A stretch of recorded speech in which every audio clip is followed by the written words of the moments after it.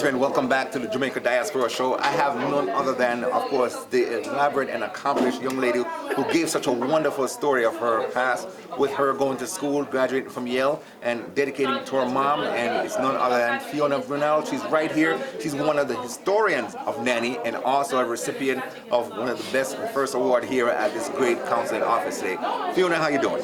I'm doing great. I'm really excited. I was really surprised about this award. I only found out about it 3 days ago. Well, that's a wonderful thing, and she was, of course, honored by the CG Consul General right here in New York for her wonderful works and the great things that she has done, and also for her pursuing higher education and, of course, encouraging others to do it as well, especially women. Now, you were one of the speakers here tonight on the history of Nanny. Tell us, how did you get involved in her story?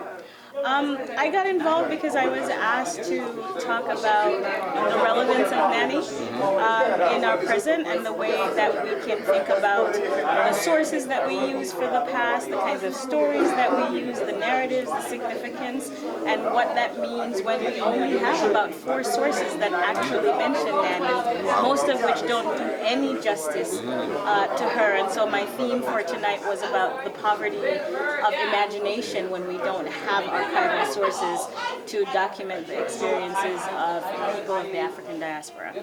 Now, Nanny being the only female and the only heroine so far for Jamaica as a national hero, I mean, you as a powerful woman yourself who is also inherent to a lot of young women, believe it or not.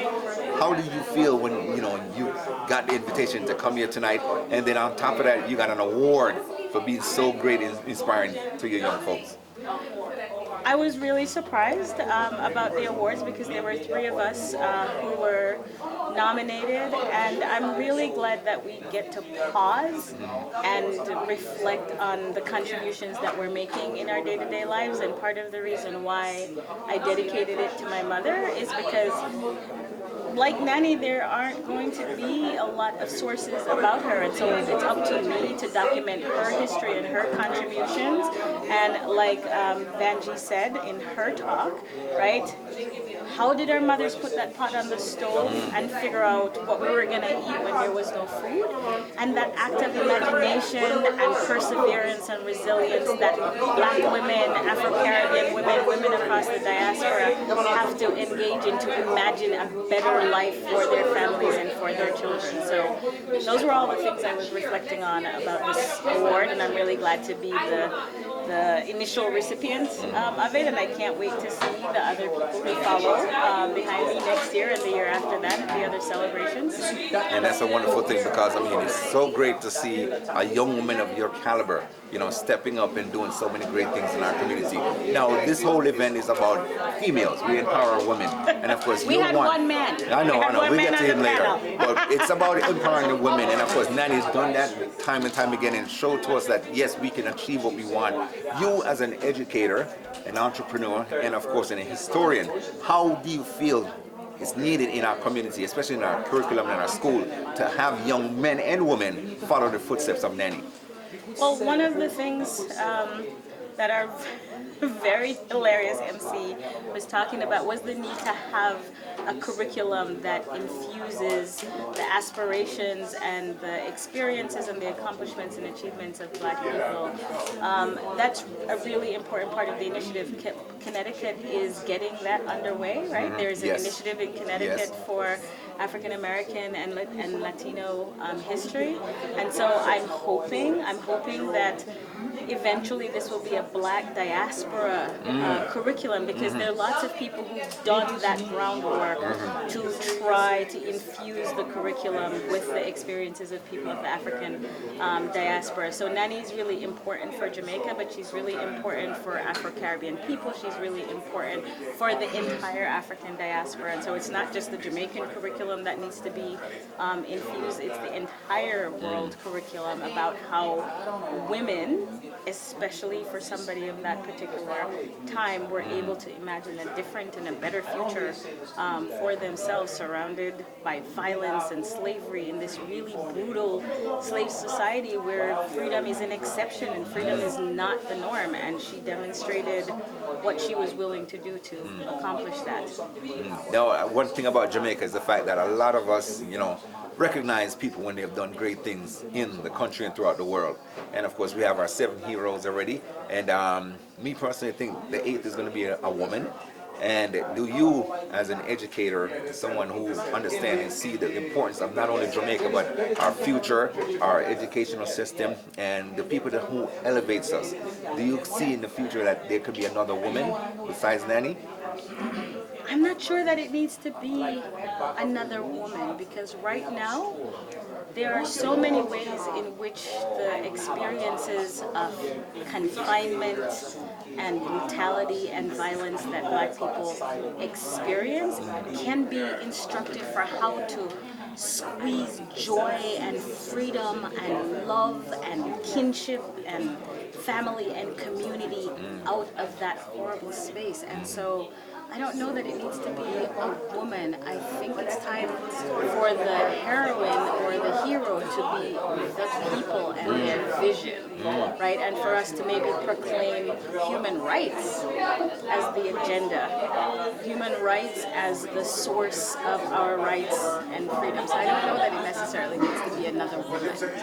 Okay, well, I mean, that's fair said, but I feel at the same time, we do appreciate you for what you've done, the things you've done, and the people who you've influenced, because you really influenced me tonight, because I didn't know that much about you. I know of you, but I didn't know that much about you. And tonight I learned so much, Fiona, about the things that you do and the aspirations that you pass on to others, because, I mean, once we see it, it's something that we can always achieve. Now, tell the people them how they can get more about you, know about what you do and stuff like that, and everything that you are a part of. Let them know how they can get in contact with you and the things that you're doing. My email is fionavernal@gmail.com. Right now, I'm interested in documenting the experiences of West Indians coming to the United States. I'm conducting a major oral history project, and I'm also doing it retrospectively and trying to identify the men who came here from the 40s onwards for farm work. So I'm interested in hearing about people's grandfathers and fathers who, as laborers, right, came to the U.S. in the 1940s to contribute to the war effort. And so if people are going to get in touch with me, I don't want it to be about myself. I want it to be about documenting that history. So I'm interested in artifacts, in photographs, things that can be scanned and digitized and emailed to me, because eventually this is going to be an archive and a website, and I'm really glad that I get to have this platform to proclaim how important that work is, so that there'll be lots of nannies in the future, and the ordinary men and women who make us who we are, right, who are striving, who have dreams for their families and children, that there will be stories about them as well. So in that first initial act, it's my job as a historian to say, if the sources aren't there, I don't want to hear 100 years from now that we didn't do anything about that. So my job one is to make sure that I help to create and curate that archive of sources of the Caribbean experience. Wonderful. Young lady is here and she's so dynamic. Young lady, I said, and of course she still has so much more to do, so much more to go, and of course Fiona, for real, ladies and gentlemen, and she's always here doing great things. And of course, congratulations to you again on becoming, of course, the winner of the first cultural award right here at the CG office in New York City. I have to come to New York for you to get to know me better, and you live in my backyard. No, but I'm saying I learned so much about you in terms of your history. I know who you are, but I mean, when you spoke about all the things that you've done, and I'm like, whoa, this young lady is someone to be reckoned with. Again, remember, you are young and you're bright and brilliant, and you have so much more to go, and that's what we appreciate about you. Continue to do good work, and of course, always strive for the best. And that's what you teach us, and of course, we look to more from you, because you're here as one of our educator, entrepreneur, and of course, motivator. And we do thank you. Thank you. Have a good day. All right, Donovan Longmore, the Jamaica Diaspora Show. We'll be right back. Welcome back to the Jamaica Diaspora Show. Donovan Longmore here. Ladies and gentlemen, tonight is all about, of course, history in the making. And this one was about, of course, tribute to the cultural icon, Nanny.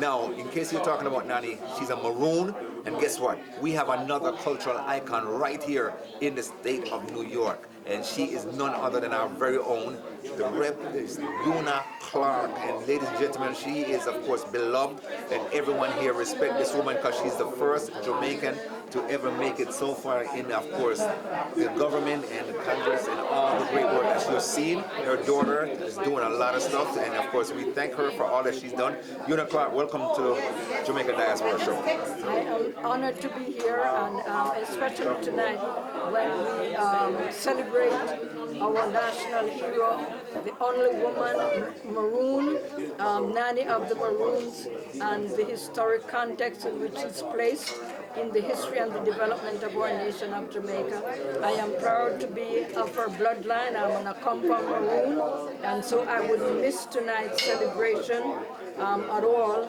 at least to add my own understanding of who she is, because the story is far and wide, the story is deep, and in some places too narrow. So a lot of it is word of mouth, a lot of it is what the great-grandparents and the grandparents have told us, and we just got to believe.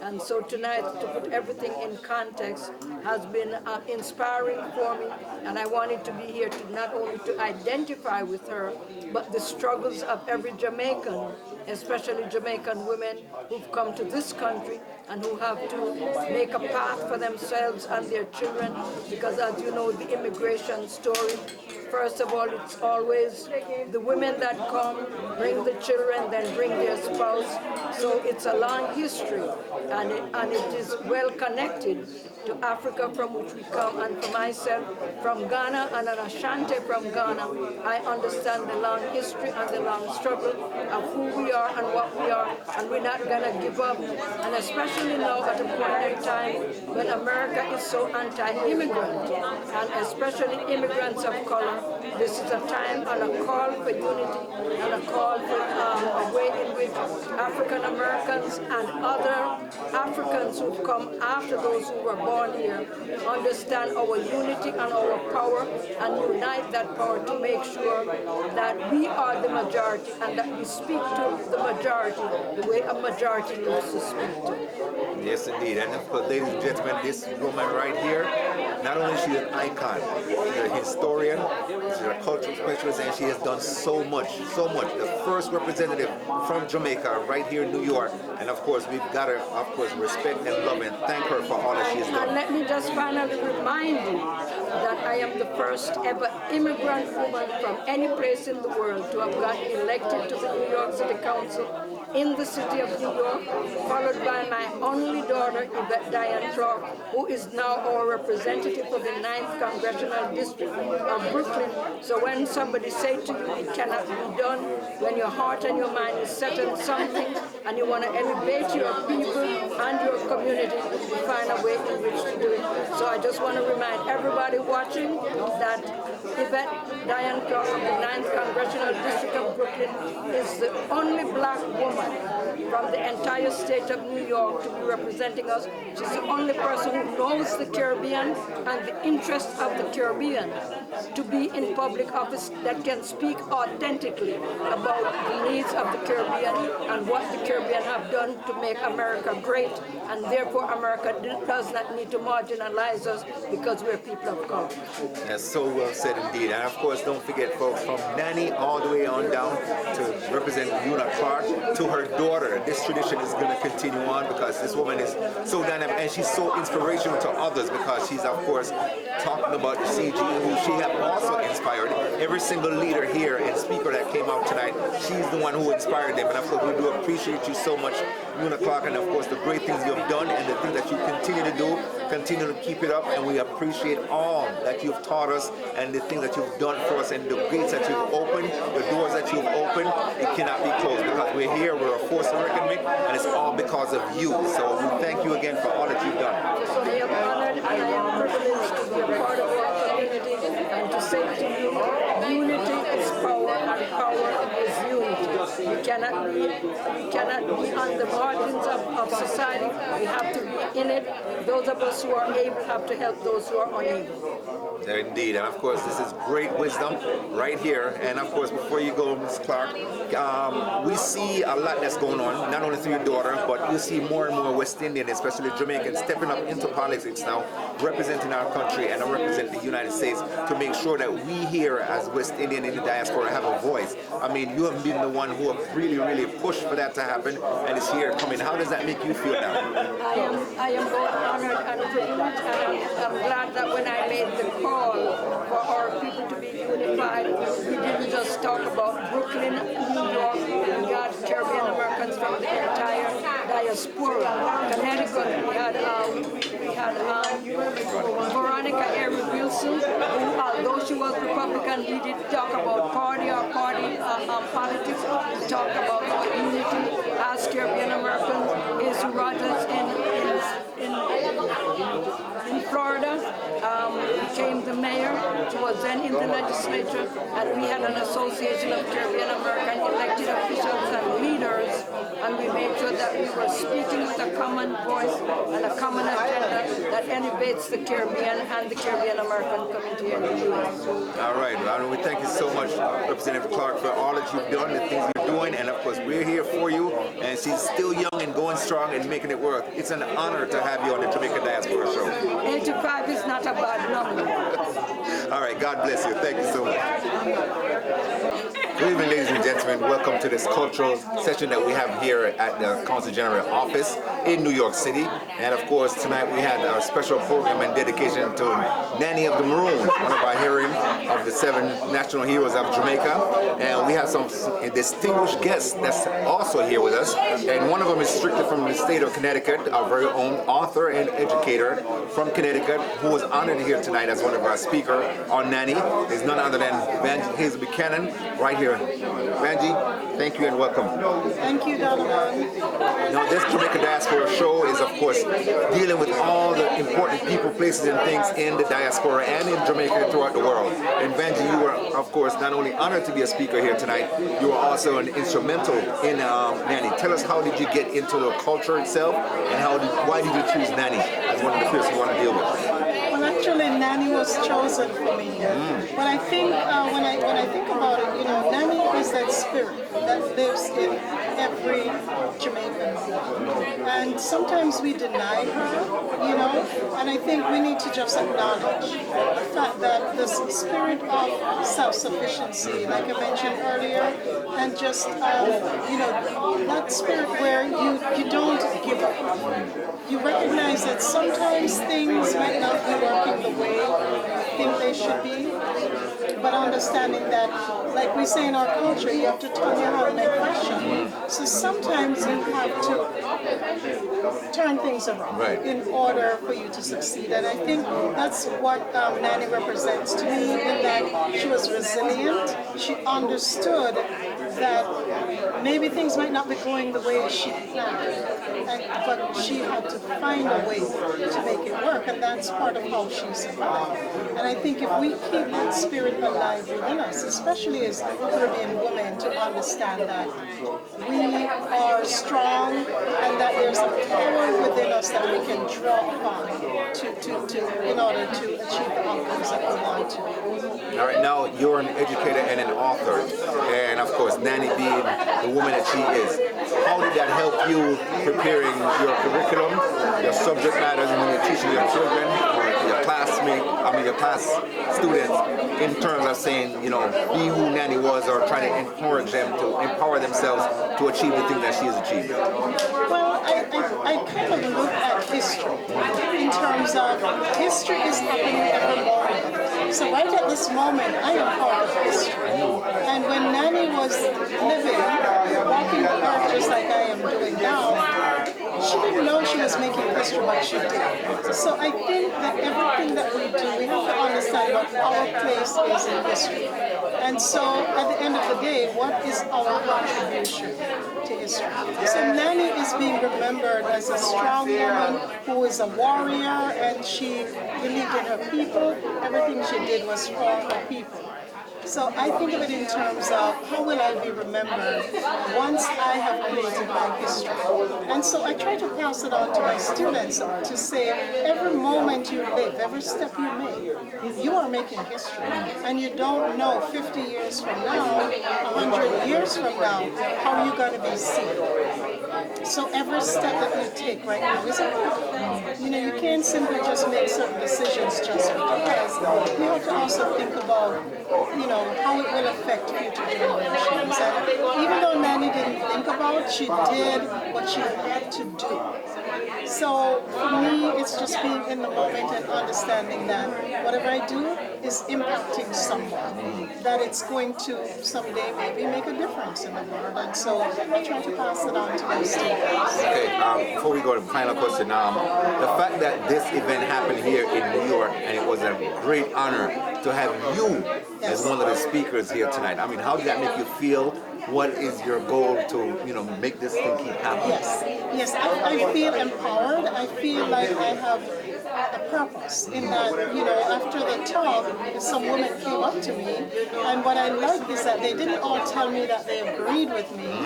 They said, I agree with you to a point.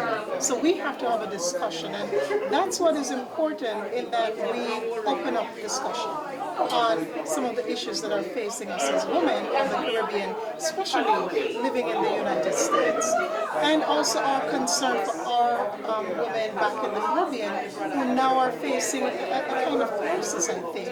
And so if we have conversations about that, you don't have to agree with me, but the important thing is that we're having a conversation and make it, a conversation with purpose. Right. And hopefully something will come out of it. Okay, now how can people get in contact with you? Because I know you have a bookstore, you do a lot in the community. Give them all the details. Yes, so my bookstore is in Bloomfield. It's in the Wayton Vernal. And one of the things that I do, it's more than a bookstore. What I do is I help writers to get their books published. And so that's part of what I do, because I actually published myself 17 books. And so I know it is possible for people to get their works out there. So I encourage people to be able to tell their stories. And so, that's part of what I'm doing. So you can contact me at thewriterin@gmail.com. Okay. All right, folks, this is Vanagella Buchanan. She's, of course, out of Connecticut, author, and, of course, an educator. One of the speakers here tonight at this great cultural tribute to our heroine, Nanny. Thank you, Donovan Longmore, for the Jamaican Diaspora Show. Yes, indeed, ladies and gentlemen, this is, of course, the Jamaican Diaspora Show. Donovan here, and I'm with, of course, the young lady who is our Northeast Regional Director for the Global Jamaican Diaspora Council, none other than Dr. Karen Dunkley. Karen, welcome to the show. Thank you so much. I'm just thrilled. I'm excited, Donovan.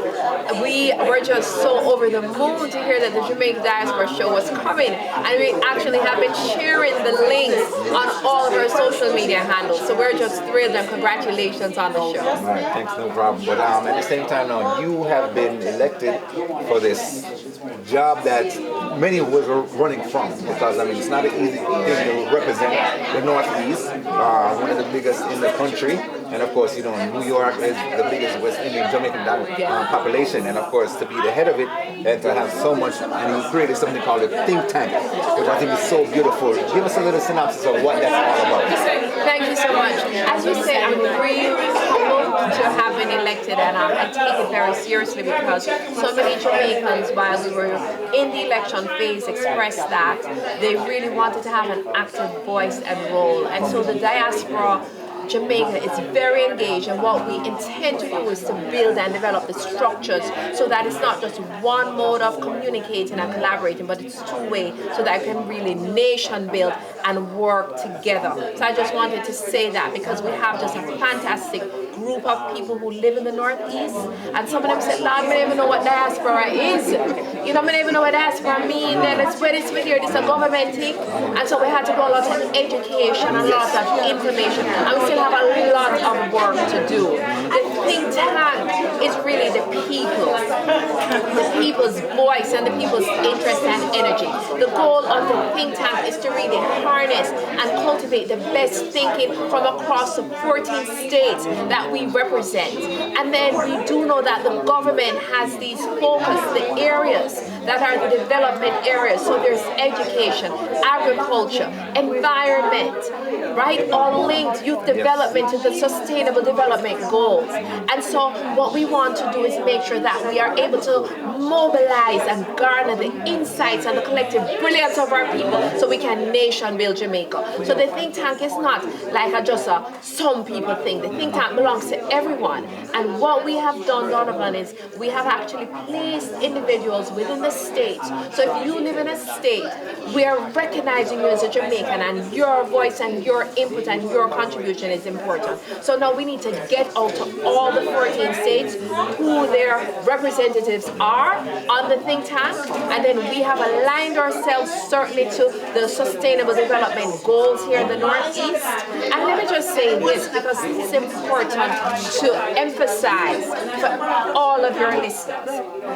We have come into this role, and what was humbling for me is that while running, I had my own ideas about what the work may be or what it could look like. And in meeting the Jamaican people everywhere, we were in street corner, restaurants, stores, churches, social organizations, alumni organizations, community organizations. We started to hear from them what they believe the work should look like. And having stated that, we recognize now that we must be responsive in a real way, not a bandula way, to the needs of the community. And we're going to host a Northeast Diaspora Think Tank in May, and we're going to invite everybody. If you're unemployed, if you're a lawyer, doctor, teacher, if you're a custodian, if you drive bus, if you work in a supermarket, as long as you're Jamaican or Jamaican descent, we want to hear from you around what and how we should proceed with our strategic vision. So that is the goal of the think tank, and I'm not carrying donkly something. This is an every people sitting, and we are going to make sure that we build a model for diaspora engagement here in the Northeast. Wonderful thing said, because I'm part of it too. Now, let's be real. Jamaicans, is mixed up in some foolishness and all this and that. And one thing I love about the Northeast group is the fact that we're very strong-headed and smart and understand things as they come. Now, me being in media, you being in the position that you are, there was some, overturned history and story about some misdirection in the, of course, JD10 information where, a member of the task force put all the task force in one capacity, and there were some negative rumors out there. I mean, we as people who are in the community, we're not going to run from it. We're going to be honest and face and tell people what really happened. And of course, you being there, part of my job is to back you and help you with things that you might not know, or you help me with the same thing. And that's what the whole Northeast region is about. Now, when these things happen, you were being the director, how do you plan on say, okay, let's not just attack it, but let's solve it? I think that's an excellent question. And here is the commitment to the Jamaican people. We're servant leaders. We're here because of them. I do not take that role lightly, and I understand the gravity of what it means that someone and a group of people would say, we're entrusting you with this responsibility. And I think with responsibility comes accountability. And what I've said to the think tank, and what I've said to Jamaicans when they meet and diasporans is hold me, Carrie, don't be accountable. Hold us accountable, because you are also the stage here in Connecticut. So therefore that we can hear from you, because we're not perfect, but we still want a level of accountability where we're acting on behalf of all Jamaicans and in the best interest of nation building. And I mean that sincerely. And in the end, we only have one Jamaica, and we do not get a do-over. And so we will make sure that all of our actions, well intended and well impacted, will serve the people of Jamaica. Beautiful said. Now, what I want to talk about now is tonight. Yes. I mean, not only you're a great individual, a teacher, you're an entrepreneur, and of course an enthusiast. You were an excellent MC. I mean, I host plenty of shows, and I've seen this woman got firepower in her. And of course, tonight being the first of this nice, great cultural experience, we honor Nanny. And of course, you being, of course, the host and the one to carry on the show, like you said, you did an excellent job. I just want you to know that. And how does it feel as a woman to see that Nanny has influenced so many people, and you step up in the role to accept this job, to carry it out to the CG? Thank you. We come from such a rich history, especially as women, Caribbean women and Black women, I think about my grandmother in Elders in St. Elizabeth, just a little country girl, she couldn't read and write necessarily, but knew that education was certainly important for her children. And my mother lives the spirit of Nanny, Barbara Carmita Boyne Dunkley, every day. So to be here again, I'm humbled. When we think just of the trauma that we have endured as women, as a people, and the fact that we still haven't healed from that trauma, for me to be able to stand here and invoke and live and exemplify the spirit of Nanny is an honor. I'm humbled by it, and I understand the responsibility that I have, because the generation behind us is looking to say, so this is who and what we mean by Nanny. And it's a big responsibility. It's the love that Nanny had for her people. It is her courage. It is her resistance. And we know that power concedes nothing without a struggle. And so as long, especially as I'm in this role, I'm going to continue to fight for every single Jamaican or little man who say, Lord, when I know voice and diaspora thing of the big people. No, it's that everybody's sentient. And we are going to make sure that Nanny lives through us. So tonight was just exhilarated, and we hope that it's not just a conversation, but we elevate our actions to ensure that our children who are coming behind us can see the fruits and carry on. Beautiful said. And of course, before we go, just give the people them how they can reach, contact you, because you're in a big role. So let them know how. That is a great question. We are very responsive to email, and so you can email us at Dunkley or the number 4 THE the diaspora at gmail.com. We have a Facebook. We would love for you to go online, look at the Facebook. You can interact with us. It's interactive. On the Facebook, clearly, you can post your messages, and the handle is Dr. Karen Dunkley Northeast Rep. And we're hoping, just so that you know, because Facebook has stricter laws, I wanted it just to be a Northeast, but now they need face recognition after the recent rounds of investigation with Facebook. So we're keeping that handle. We have our website is www.janed.org, Jamaica America Northeast Diaspora.org. J is in Jack, A is in Apple, N is in Nancy, E is in Egg, right? And then we have D, right? As in David.org. So jden.org. So that is how you can reach us. We're also on Instagram, Dr. Karen, but again, this is diaspora work. We only have one Jamaica. Please email us. We're very responsive. Send us a message on Facebook. Follow us on Instagram. Talk to us. And if you put in the email that you need to communicate with us, stage chairs such as yourself, our sector coordinators, illustrious group of people. We have, like, for example, Stafford Grant, who is the president of Jamaica Ex-Soldiers Association, leading our citizen and crime sector in terms of the thinking and the resources around it that the Northeast can lend. So we're very responsive, and we have content experts, and we're looking forward to engaging, collaborating, and communicating. And 3 C's are guiding our work: communicating, collaborating, and connecting. And we mean business, and we're action people, and we're going to deliver on the promise of a better Jamaica for this generation, Donovan, and the next.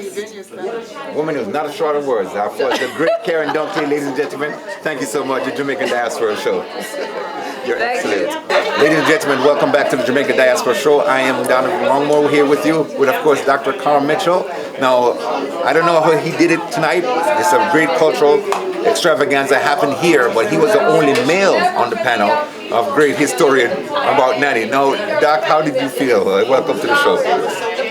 Well, it was a great investment of my time. Definitely, speaking of Nanny of the Maroons and her great contribution to the Jamaican culture, to the Maroon culture, to its impact. Yes, there is some myths.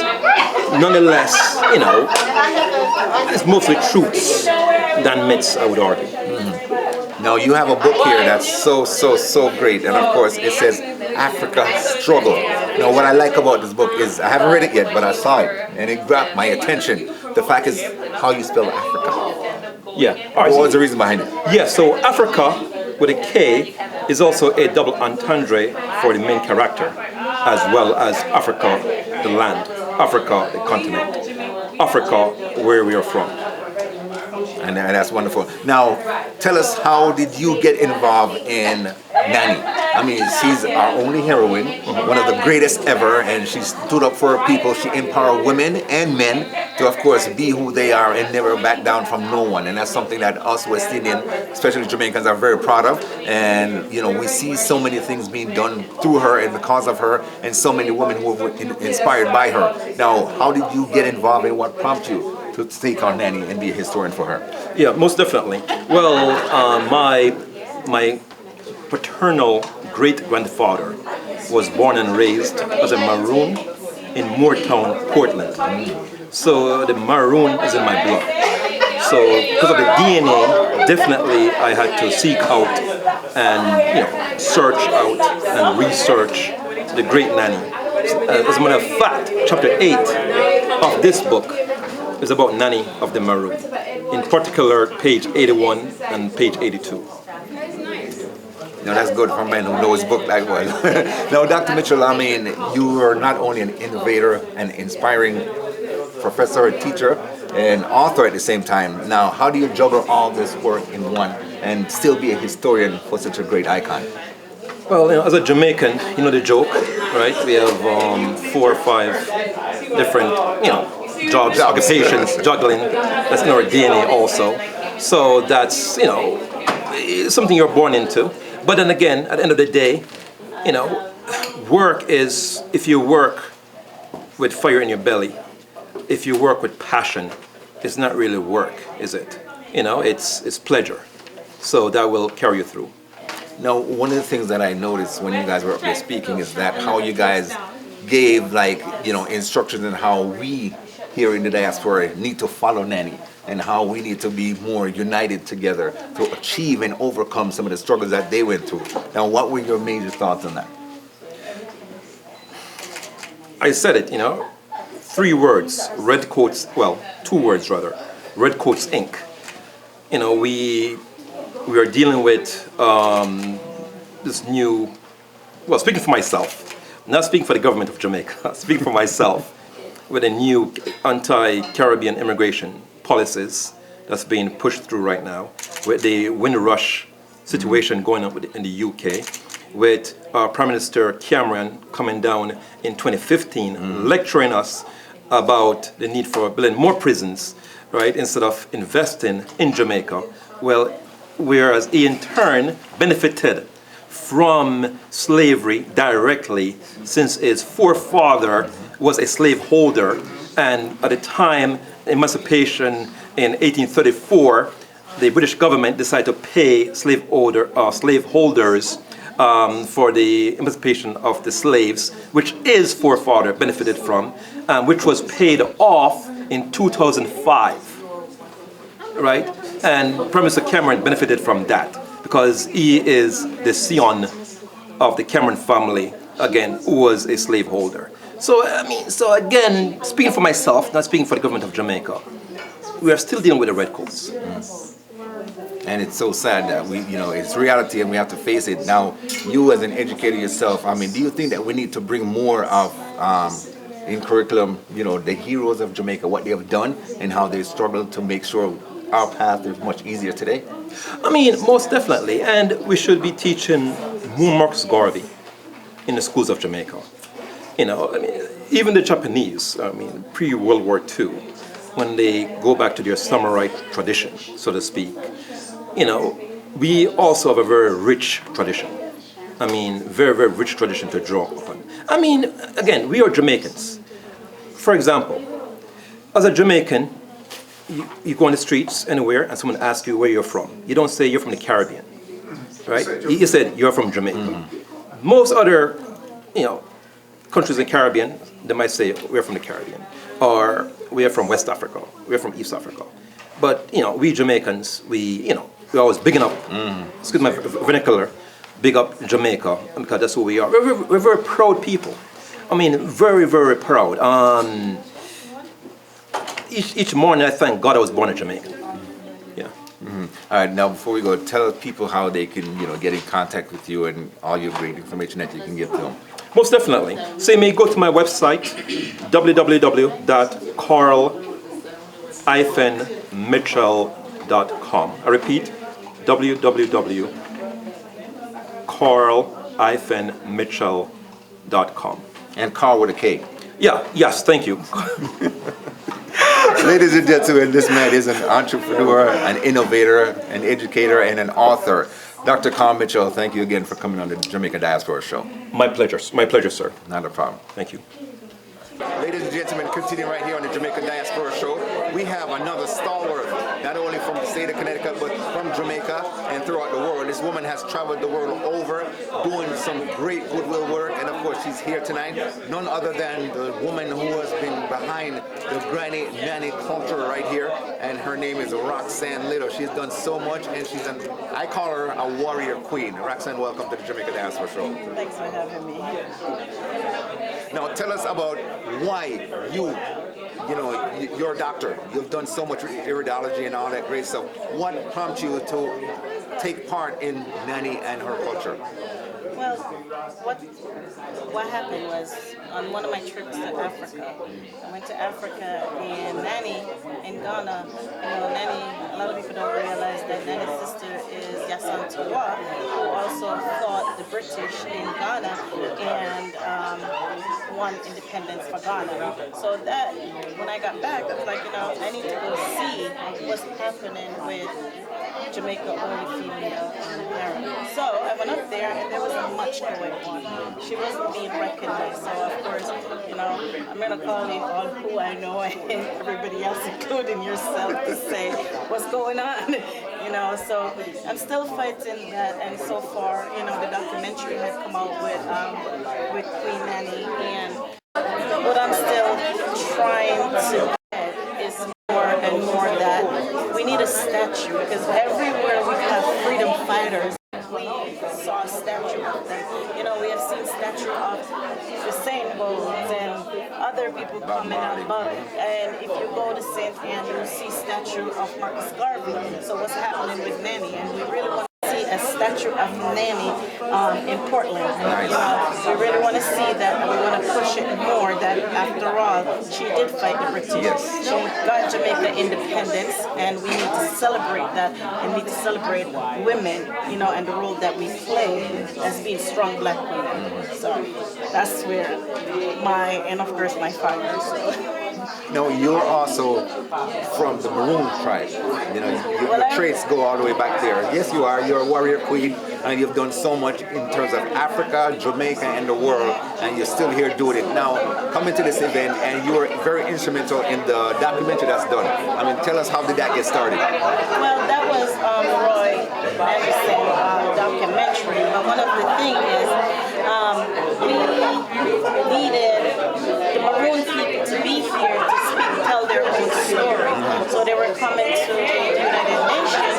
So of course, we had to get them some visas and help them to leave Jamaica for the first time to come and represent themselves here in the United States. So far, they have done a couple of tours, but we still want to be, and we're still pushing for Black History Month, that the Maroons are represented here in the States, and they'll be able to tell their own story instead of, stories being told just by, other people who really don't know their story. So we want them to speak their own story. Now, this is a woman, folks, Roxanne Little, who has done so much, not only for the granny nanny culture, but also for people in health. She's also a holistic doctor, and she's done so much. Just to give a little synopsis of what you do, and of course, she's traveled to Jamaica, done so many clinics to Africa, over 7 countries in the world that she's been to, and she's still doing it and continue doing it. Now, we had a black doctors there. You weren't here. You were in Jamaica at the time, but at the same time, next one that's going to happen, I'm going to make sure you're represented, because I know you for years, and I know the great work you've done. And my question is, how do you continue to keep doing these great things all over every day and still stay so young, still stay so strong, and still be a warrior queen? I'm always a warrior queen. Nanny is a living, walking Nanny on fire. But somebody has to take the forefront, and to take the forefront, it takes lots of strength and energy to do that. And when you're called and that spirit is on you, you have to do it. So it's not, I wouldn't say that I've done it by myself. I feel like I'm standing on the shoulders of lots of great women, and lots of my ancestors have been, been here. Yes, I have been to a few countries in Africa, and still trying to see that we will be able to open up clinics in the Maasai tribe, with the Maasai people. Like you have been on that project with me working, and we're still going to work on getting. I've done a lot of clinics over in East Africa under trees and so forth, and it's just a spirit of humanity, and where we would all want to see each other. Right. So we help each other, and as we climb the ladder, we drag somebody else. And for me, staying young is just veggies. Folks, her name is Roxanne Liddell. Now tell us how they can get in contact with you, because you have so much to offer, and you've done so much throughout the world already, and there's more for you to bring forth. Well, right now I'm in Connecticut. My office is Grassroots Herbs and Holistic Care, and they can get in touch with me through either Facebook, Instagram. It's Grassroots Herbs and Holistic Care, and they could also get my office number is 860-814-0690. So, and I'm all over the internet, so. And I know her too. So folks, this is the great Roxanne Liddell, another cultural icon for us, and she's doing so much. We do appreciate her. The young lady is, of course, dynamic. And Roxanne, thank you again for the Jamaica Diaspora Show. Thanks for having me. Thank you. All right, ladies and gentlemen, welcome back to the Jamaica Diaspora Show. I got none other than Stafford Grant and you and Pete right here. These young men, I say young men because they are still working and doing some great stuff in our community, deal with crimes and everything. My friend right here is from, of course, Ex-Soldiers Association, right? Welcome to the show, sir. Thanks for having me. Well, I'm the president of the Jamaica Ex-Soldier Association, New York, Incorporated. We operated out of Bronx at the time. Right now, we serve the tri-state area. All ex-soldiers, families and friends, and good supporters of the Jamaica Soldier Association. Okay, now Mr. Peart, you are from? Yes, again, the name is Ewan Peart. I am with the Jamaica Ex-Soldier Association, bearing the acronym JESA. And of course, as the president just articulated, we are operating out of the Boogie Down Bronx. Nonetheless, we serve the tri-state area. Mm-hmm. Our members, span, far and wide, so to speak, and we're here to not just support those who wore the uniform, but their extended family, so to speak, and also to extend our services to other members and entities within the framework of the community. So I would like to think that every summer, we going back to school, we lend assistance. We join forces with the police night out when we give, we do a give back to the kids who are going to school, books, pencils, book bags, you name it, all right? And we also try to lend our assistance over the waters as well, where we identify areas of need in Jamaica, not just Jamaica, but in Jamaica and other aspects of the Caribbean. In the last storm that we experienced, I think it was Hurricane Sandy and so on and so forth. We were asked to do what we could, and we stepped up to the plate. So we are consistently looking for other areas to make a difference in as we grow from strength to strength, so to speak. Okay. Now, gentlemen, I spoke to Dr. Francis about crime prevention and intervention in Jamaica. As you guys know, that crime is now at an all-time high, and people are scared in the diaspora to go back home, even people in Jamaica. I mean, there are lots of programs down there that still needs help. How do you guys think that will, pan out, and what can you guys do to help make it better for Jamaicans? Well, at present, I have been asked by Dr. Karen Dunkley to be a part of the Jamaica Global Council, and I'm also working very hard within the diaspora with Catherine Francis also. Well, the initiative that we came up with for the communities in Jamaica is to have more intervention in the communities, more social intervention. At present, we started out of a program in Westmoreland with the Central Tabernacle Deliverance Church in Westmoreland. So we started a youth program of which that Pastor Malcolm and Bishop Joyce Bernard is working with us so we can have the community be more involved, like having some sporting games. You see, the security forces goes out and look for the bad ones. So we gotta really concentrate on finding the good ones. So the good ones may not get to be a part of the bad team. So we working on an initiative to have like soccer games and indoor games. Right now we are on a book drive that we can start a book program that we can have the kids comes in and have some activities. But we need a community to engage with us. We need a community to work with the police force and all the other businesses to be a part of it. It's not just us. The community have to step up to the plate. Yes. Anything you want to add to that, Mr. Pierce? Of course, as a matter of fact, when you're in Jamaica, you only see things from confined perspective, so to speak.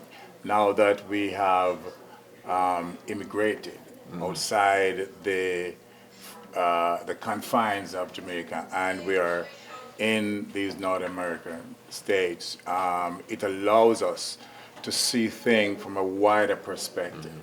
And so one of the reasons that youngsters, I believe, turn to crime is, especially in Jamaica, is because, some of them are product of their environment, if you will, and, the lack of role model within the family. So those who are out and is offering, some kind of incentive to them to go the wrong route because there's nobody there to say, well, there is another way, then that's where they're lost. So we have a monthly meeting where we discuss various ideas and topics, and that is one of them. And so we try to identify areas where we can incentivize these kids, to get them interested into something other than the root of crime. Because believe it or not, crime in Jamaica does not only affect the government and people of Jamaica, it affects those of us who are living in the diaspora and outside the confines. Because at some point in time, doesn't matter, like our earlier speaker just said, we are from Jamaica. Wherever on the globe we are, we embrace Jamaica regardless. And at some point in time, you want to go back and have some fun. And if the crime is there, it's going to impact you going back. You know what I'm saying? So we have to do what we can to help the government and people of Jamaica put a hold on that, and that's what it is all about. All right. Now, I see recently where the Prime Minister, Minister Holness, had a thing going where he said that parents of bad children who are interrupting the school system are now going to be held accountable. Do you guys think that's a wise idea, or? I think okay. So it's really a catch-22. Now, I would say that if a parent knows that his or her child is misbehaving, or while in school is conducting his or herself contrary to the rules of the school, and that parent condones with his or her child, then yes, but you see, the thing is that sometimes it's like when you're in the sight of the parents, you are well dressed, and by the time you leave, shirt out of your pants, it's down here. The parent has no idea what's going on. But again, I tell you something. When my child was in school, I make it my business to go to the school and Right, announce. and check out, yes. So I make it my business to know what my child is going through. You know what I'm saying? Because there's no way. I grew up with discipline. You know what I'm saying? And I am a firm believer in discipline, right? And so I think that a parent who is hands-on, right? And as the Bible says, you bend the tree in the direction you want it to grow. So when it grows up, it won't change direction. Right. But so if they don't do that, but if they themselves does not have the discipline or the training or to respect the rule of law, then what you're going to have is the continuity of that, and then the whole framework of society is going to break down. So yes, at some point, the action that is going to be taken by the powers of be might appear to be drastic, but drastic times calls for drastic measures. actions. Yes, indeed. All right, folks, this is, of course, two of the best that we have right here. Again, it's the Jamaica Diaspora Show. Thank you so much, and God bless you all. Thank you. Thank you.